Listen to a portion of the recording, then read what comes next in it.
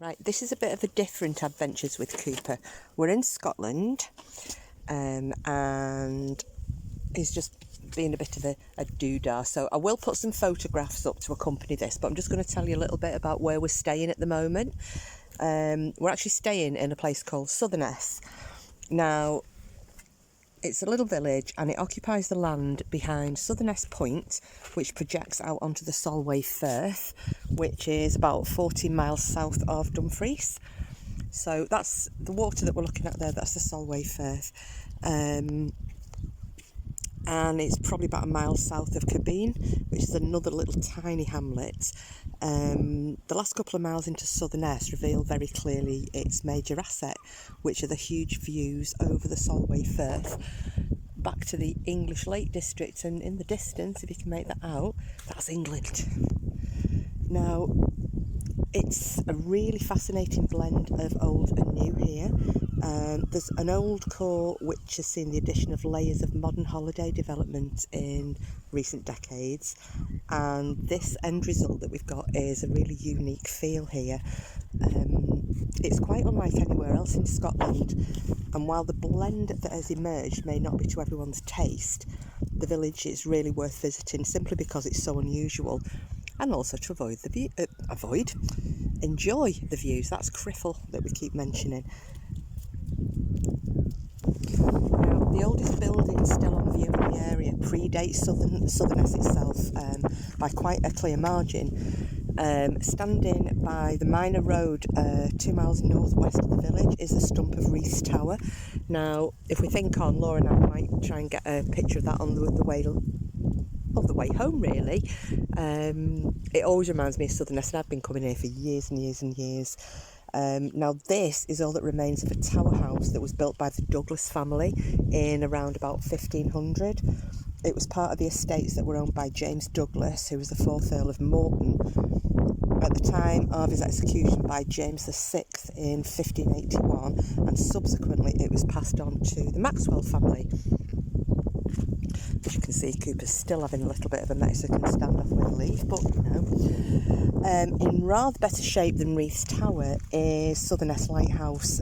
When it was completed by Dumfries Town Council in 1749 to serve as a beacon for shipping in the Solway Firth, it was only the second lighthouse to have ever been built in Scotland, so that's its claim to fame. The original structure was increased in height in 1785 and again in the 1840s. It's no longer in use, but it remains a striking white landmark, and it adds a great deal of character to the village. Now,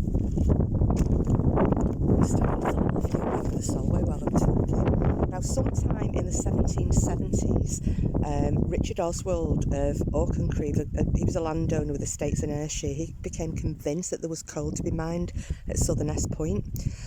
So he purchased land in the area and he developed a model village of single-storey cottages very close to the shoreline. Now, one of those cottages is called Hawthorne Cottage, and that was actually owned by my ex's family, which is a bit shady really, but anyway, thought I'd better say that.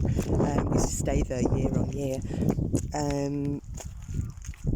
Now, then he brought miners in to live in the cottages and prospect for coal, but it's unclear why he ever thought there was coal here, and there never actually was any, so his venture was a complete failure. And then in 1946, Major Richard Oswald, who was a descendant of the original Richard Oswald, paid for the design and construction of a champion golf course on the family estates at Southerness. And this was completed in 1947, and it was the design was by golf course architect Philip Mackenzie Ross. The course that emerged is consistently rated as being amongst the top 100 in Scotland, and also viewed as being exceptionally challenging. And it really is. I've got some photos of that from previous years. We've not gone round this year because it's quite busy at the moment and the dogs will just have a meltdown. But anyway, now the golf course was the first of a series of leisure developments here at Southerness. 1954 saw the opening of the Paul Jones Hotel in the village, and this was named after John Paul Jones. He was the local man credited with founding the United States Navy, and continues to provide the village with a focal point In the 1970s, I don't know if you can see over there, but there are kind of static caravans. That saw the arrival of a large holiday park, and this was followed by another caravan park and various leisure and amusement developments. But it's still not absolutely crackers, and as you can see, it's an absolutely beautiful place to stay. So there you go, Cooper's Holiday Adventures.